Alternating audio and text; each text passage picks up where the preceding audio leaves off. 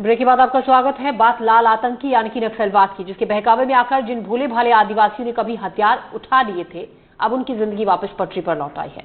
नक्सल विचारधारा छोड़ चुके ये लोग बेहतर जिंदगी जीने के लिए नए हुनर सीख रहे हैं। गरियाबंद में झांसी, जिस पर 8 लाख का इनाम था और जिसने 20 साल तक नक्सल मोर्चे पर अपनी जिंदगी खपा दी, उसके साथ झुमकी, मंजुला और रनीता, तीनों पर 5-5 लाख का इनाम था। रमेश और संतराम पर भी 5-5 लाख का इनाम था। लेकिन आज ये सभी 6 चेहरे सरकार की पुनर्वास योजना की बदौलत लाइवलीहुड कॉलेज में नई राह की तलाश कर रहे हैं। देखिए रिपोर्ट।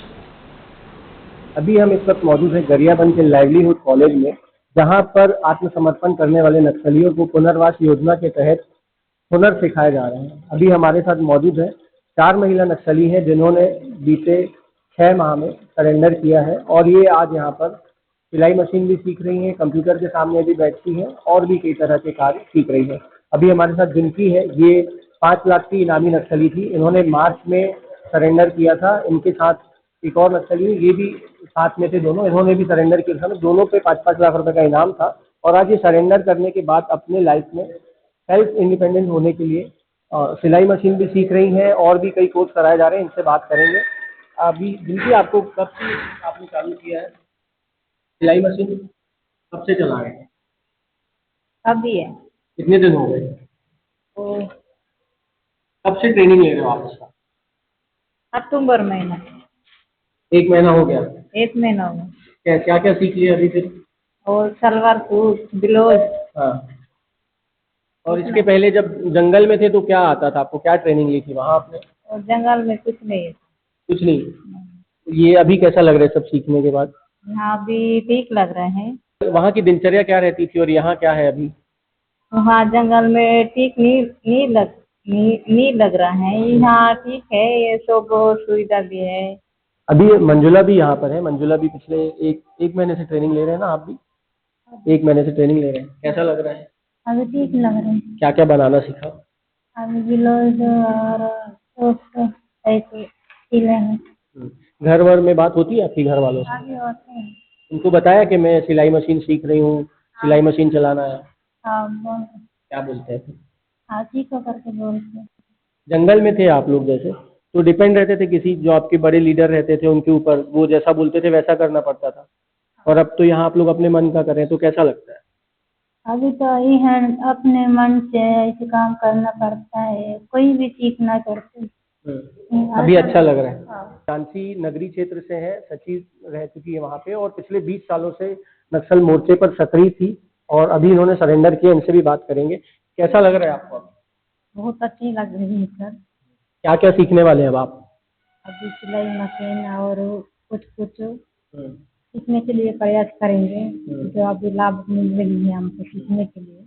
आप झांसी, आप बहुत सीनियर लीडर हैं सबसे, आपने बहुत लोगों को आपने देखा भी है करीब से, कई लोगों को आपने ट्रेनिंग दी है और एक जो सरकार जो बार बार बोल रही है नक्सलियों को कि आप मुख्य धारा में वापस लौटे, मुख्य धारा में वापस लौटे, आप उनसे क्या कहना चाहेंगी कि क्या यहाँ पर आना उनके लिए कितना सही है?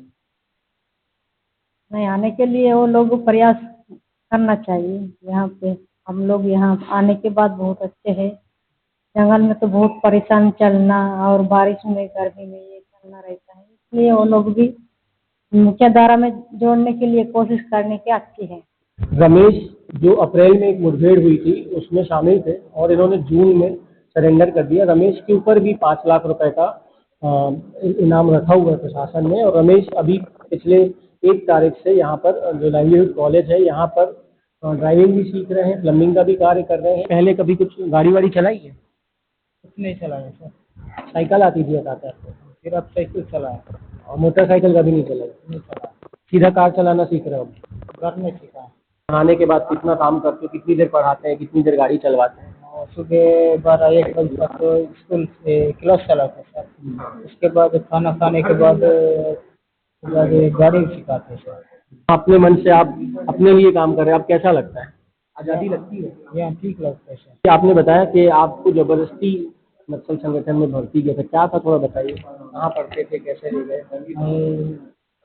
वहाँ माओवादी स्कूल में पढ़ते थे सर। उसके पढ़ते समय उन्होंने मेरे को बोल, वहाँ राजनीति हिसाब से हुआ माओवादी सरदार वहाँ पढ़ा थे, उस अनुसार से मेरे को बोला सर। उस अनुसार इधर संगठन में जाने के लिए मैं भी कोशिश करता हूँ और संगठन में शामिल हुआ सर। कितने साल से थे संगठन में आप? 9-10 साल हुआ था। तो आत्मसमर्पण करने का ख्याल कब आया, क्यों आया? वो तो दमन बढ़ गई इसीलिए मैं दौड़ के आया था। बहुत लोग मर रहे हैं इसलिए यहाँ रहने से मैं भी मर जाएंगे करके मैं सोच के घर चले गए सर। सरकार कुछ देती है तो आपको अच्छा लगता है ना? यहाँ पे क्या मैसेज देना चाहेंगे? सरेंडर कर लें, सरकार की योजना का लाभ उठाएं। और यहाँ तो ठीक है, यहाँ से गाड़ी भी सीख रहे हैं, यहाँ नौकरी भी देंगे करके बोल रहे हैं सरकार। बंदूक चलाना आसान था कि गाड़ी चलाना आसान लग रहा है? गाड़ी चलाना भी ठीक ठाक था सर। तो सरकार की मंशा साफ है, जो भी नक्सली हथियार डालेंगे, जो भी सरेंडर करेंगे, सरकार उनको पूरी तरह से सुरक्षा भी देगी, सरकार उनको हुनर भी देगी और सरकार उनको पैसा भी देगी।